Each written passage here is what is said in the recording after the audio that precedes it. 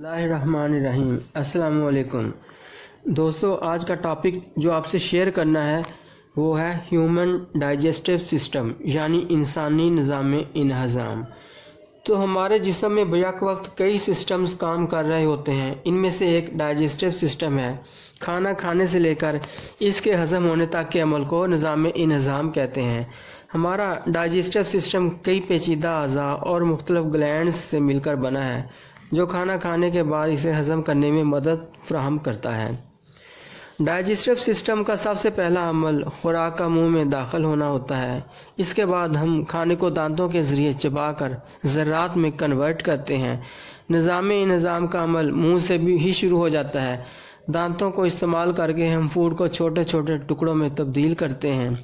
Salivary glands फिर saliva produce करती है जो कि वाटरी लिक्विड होता है और ज़ुबान को इस्तेमाल करके हम खुराक को मुंह में मिक्स करते हैं।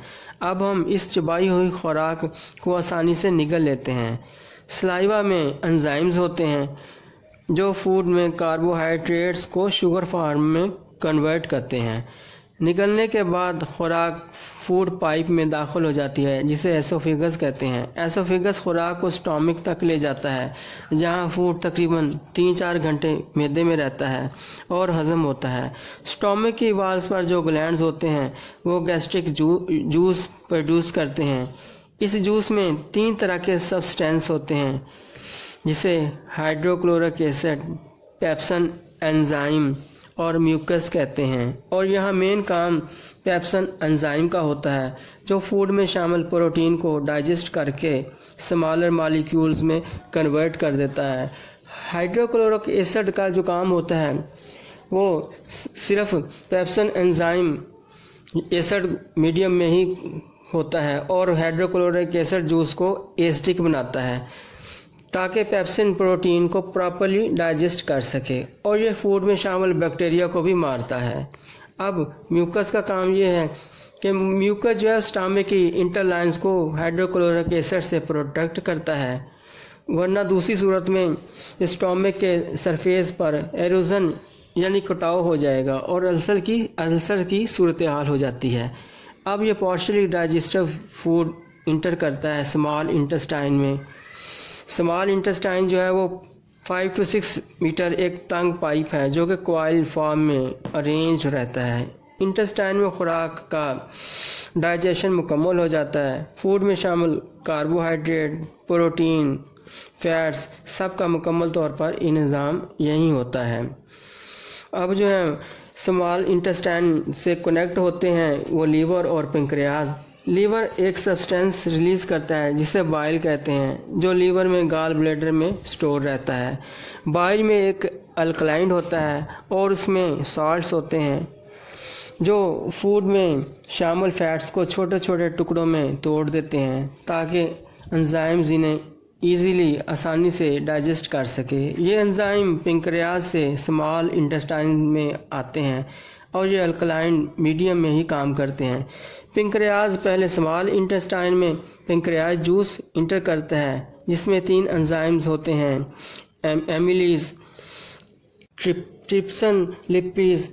और एमिलीज शॉर्ट कार्बोहाइड्रेट को तोड़ता है, ट्रिप्सन प्रोटीन को वो तोड़ता है और लिपिज जो फैट्स को तोड़ती है जो कॉम्प्लेक्स कार्बोहाइड्रेट्स को ग्लूकोज में कन्वर्ट करता है। प्रोटीन को अमाइनो एसिड में कन्वर्ट करना होता है, फैट्स को फैटी एसिड्स और ग्लिसरॉल में कन्वर्ट करते हैं। अब डाइजेशन फाइनली मुकम्मल हो जाता है।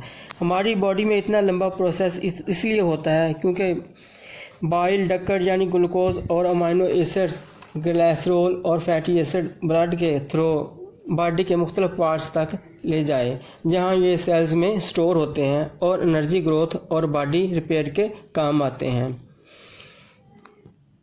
ब्लड में ये प्रोडक्ट्स जो हैं वो 3rd स्टेप में मिक्स होते हैं। इस स्टेप को जो है वो एब्जॉर्प्शन कहते हैं। ये स्मॉल इसकी इंटेस्टाइन की सरफेस पर millions of tiny finger of shape projection होते हैं जिन्हें वेलीज कहते हैं। इन वेलीज से ब्लड वेसल्स कनेक्ट होते हैं। वेल्स फूड को अब्जॉर्व करने में और ब्लड वेसल तक पहुंचाते हैं। ये और फोर्थ स्टेप में ये ब्लड डाइजेस्ट एंड डेल्स जो वेव्स होती है वो मॉलिक्यूल्स को यानी ग्लूकोज को अमाइनो एसिड एंड ग्लाइकोल को बॉडी सेल्स तक ले जाते हैं।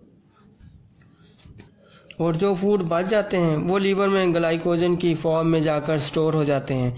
और जब जब बॉडी को ज़रूरत होती है ग्लाइकोजन बॉडी सेल्स को एनर्जी देता है। और आखिरी स्टेज में जो फूड जो है बॉडी स्मॉल इंटेस्टाइन में डाइजेस्ट नहीं कर पाती वो लार्ज इंटेस्टाइन में चला जाता है। यहाँ रिमेनिंग फूड का पूरा वाटर वेलीज की हेल्प से इंटेस्टाइन लार्ज इंटेस्टाइन में अब्जॉर्व कर लेती है और फाइनली ये सॉल्ट रेक्टम में जाकर स्टोर हो जाता है और यूँ डाइजेस्टिव सिस्टम का जो अमल है वो मुकम्मल हो जाता है। तो व्यूअर्स, उम्मीद करता हूँ कि ह्यूमन डाइजेस्टिव सिस्टम से मुतल्लक ये वीडियो आपको पसंद आई होगी और इन्फॉर्मेशन आपके लिए फ़ायदे का बायस होगी। अगली वीडियो तक आपसे इजाज़त चाहता हूँ। अल्लाह हाफ़िज़।